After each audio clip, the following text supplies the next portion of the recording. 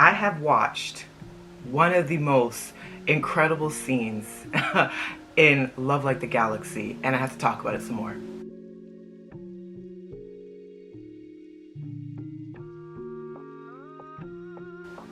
Hi, I'm Monique. I am the host of Off by Purple Heart podcast, where I talk to you about K-dramas, C-dramas, BTS, and so much more. Whatever I want to talk about. I am still talking about Love Like the Galaxy. This is probably the fourth podcast that I'll be posting about it. I am now at episode 31, so there will be some slight spoilers ahead in this episode, but I just had to talk about this one scene. I think it was at 29, 30 that I was watching. I don't know, I'm still in like a daze because it's probably one of the funniest scenes I've seen in the show. And I've remarked about this in my earlier episodes about Love Like the Galaxy.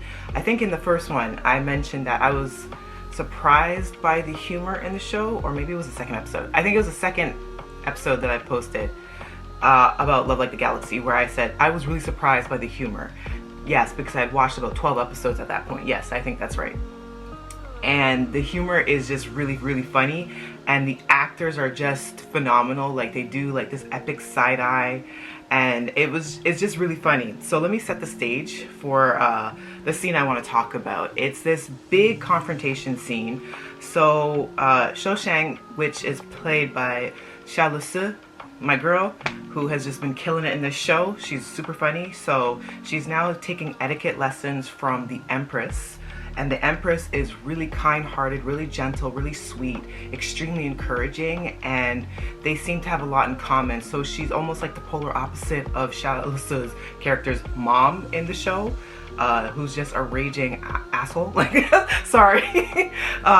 Yeah, so she's getting etiquette lessons from the Empress, but there's also a lot of jealousy and resentment towards Shou Shang from other members of the court, primarily the princesses that are in the royal court. Particularly the third princess in particular seems to have a lot of built-up resentment and jealousy towards her, and she is consistently bullying her.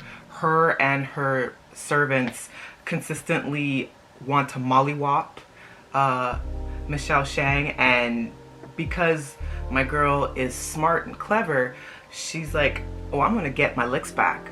Oh, you're not gonna keep playing in my face like this. So she does get her licks back. So there is this big dinner, or a big meal that's meant to commemorate a fallen soldier who is of high ranking in the royal court. And I have suspicions to believe that he is actually General Ling's father, but the show at this point has not said that, but I'm assuming that he is. Anyways, they're commemorating him. It's like a memorial service of sort and a dinner. So the entire royal court will be eating along with the emperor and the empress. And as per usual, the princesses are bullying Shou Shang, because heaven forbid that you actually show some respect and decorum when you're trying to remember someone that's deceased. No, you still have to be a snobby wench, right? So third princess in particular thinks it's going to be super cute to blow some dust and particles into Shou Shang's eyes, and does her little evil smirk as per usual. The actress is really good. As by the way, it plays the third princess. It's like her face is meant to be villainous, if you know what I mean. Like, there's certain actors, I don't know if it's because they have like super high cheekbones, or they have a really intense gaze, or just something about their physical appearance that screams villain. Anyway, so Shou Shang gets that kind of antenna that pops up, like, oh, I'm gonna get her back, right? So there is like this candle set, because they're lighting candles throughout this entire room, and somehow she takes like the back of her dress, kind of winds it around, and winds it around like a candle stand. And as the third princess like does like a turn, like the entire candle like falls on her dress, and it like starts burning up. So it becomes like this huge thing, right? So she obviously knows that Shoshang was behind this, and it's about to get really hairy, and all sorts of tea starts getting spilled, all sorts of underhanded stuff starts bubbling up to the surface, and then her mom, the third princess's mom, like this powerful matriarchal type character, comes into the room after this major showdown and starts reading literally every single member of the royal court to filth, to absolute filth. She's tearing everybody up in this scene, and it's by far one of the funniest scenes that I've ever seen.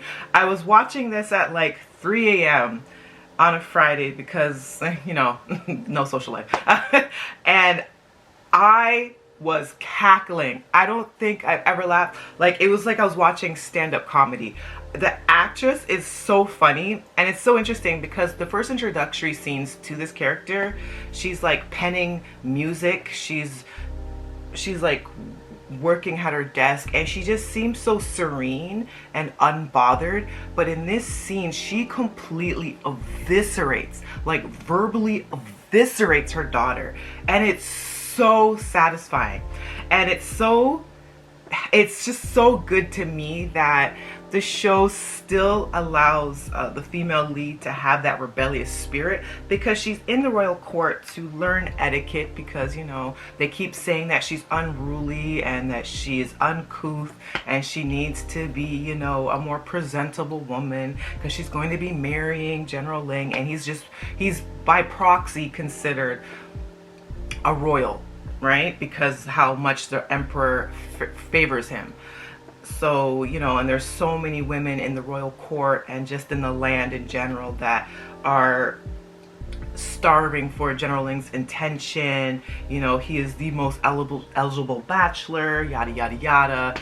So there's all this pressure for her to learn this etiquette, and you know how her mom was loving to embarrass her so damn much in the show, and da-da-da. Anyways, I love that the show still maintains her mischievous spirit. Like, they're not gonna stomp that out in episode, and I really love that she got that back, because they could have played it off where she would just stick her chin up and, you know, let the insults kind of deflect off of her and not stoop down to their level. But I'm of the mindset, like, if they go low, I'm gonna go straight to hell. Like, forget this whole let's take the high road, let's be a better person, you know, don't let them, you know, steal that energy from you, you know, put back out kindness no matter how much venom they spit in your face, you know, counter that with honey. No, to hell with all that. Like, no, okay? And I just love the vindication of those scenes. So I think it was like episode 28, 29, and 30 that kind of led into all of this. But like literally all the reactions from the actors, the amount of dragging that was going on. This show is able to straddle the line of being a really serious historical drama that packs a lot of punch and has really visceral, very bloody, very gory scenes. And they're not even afraid to show that the kids are getting it either. Like I mentioned in a previous episode, like there was a tertiary character, a really cute little girl, and you saw like a member of the army, of a rebel army, kicking her in the chest, and you actually hear like the ricochet of him like crushing her ribs into her lungs. You see the blood spreading out of her mouth as she like falls back on herself. And the show is like crazy in that sense, but it also is able to intermingle humor so well, and just like the physical aspects of the acting of the actors is really impressive to me. But I just had to hop on and talk about these wonderful episodes, and just the amazingness of her taking down every single member of the royal court. Like, she was just reading everybody to filth. So yeah, for, you know, the gal that was like, I don't know if I'm gonna really get into Love Like the Galaxy. Yeah, here's my first impression. Yeah, the episode's cute or whatever, but you know, I don't know if I'm really gonna be into it like that. And now I'm at episode 31. So really, who is the clown here? So yeah. Yep, totally, fully sunken in. And the funny thing is, I'm not even at the real romance yet. Like, obviously, General Ling and Shoshang, they are engaged. Obviously, they are going to get married. They're starting to soften up towards one another. I mean, General Ling has always been a simp for her, but she herself, you know, she's starting to get that starry-eyed look towards him. So it's like she's inching slowly towards him, which I love. I've been saying this. Slow burn is where it's at. This is where it needs to be, you know? I want the man hands and knees begging for her. Begging.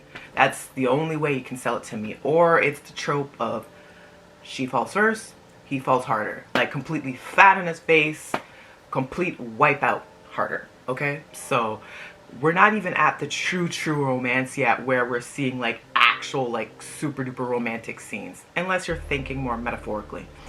But it's just been an interesting ride with this show. It's just really good and all-encompassing, and there's so much more to it than the romantic element. There's a lot of political intrigue as well. There's a lot of puzzle pieces that are slowly being put together. Some of it's kind of flying over my head, but because I'm watching it on Viki and I have like the comments turned on, and you know, with the whole interface of Viki, you can see the comments of other viewers as you're watching. So that's kind of helping me keep on track with it. So there are some political pieces that I'm missing out on, but overall the journey in the show is just really enjoyable. I actually think I'm gonna make it to 56. I didn't think we were gonna be here, but you know, look at us, you know. Look at us. This is gonna be the end of the episode for today. If you are enjoying me falling in love with Love Like the Galaxy, and this is your first episode of watching, you know, check back for the previous 3 episodes that I've uploaded about this show. Probably gonna still do commentary about it. I still got a lot of K-dramas to watch and all sorts of stuff, and I'm still, you know, streaming Jungkook's Golden. You know, gotta get that BTS hook in there because I am still loving Somebody. Oh, that's such a good song. Anyways, I got a lot more to talk about, so keep staying tuned to the podcast. If you're listening via Spotify, you are a real one. Thank you so much. I can't thank you enough. I swear the audio will get better. I swear. If you're watching this via YouTube, I love you. I appreciate you as well. I really do. And until the next episode, peace. Please share. Please. Just had to add that in. Anyways, bye.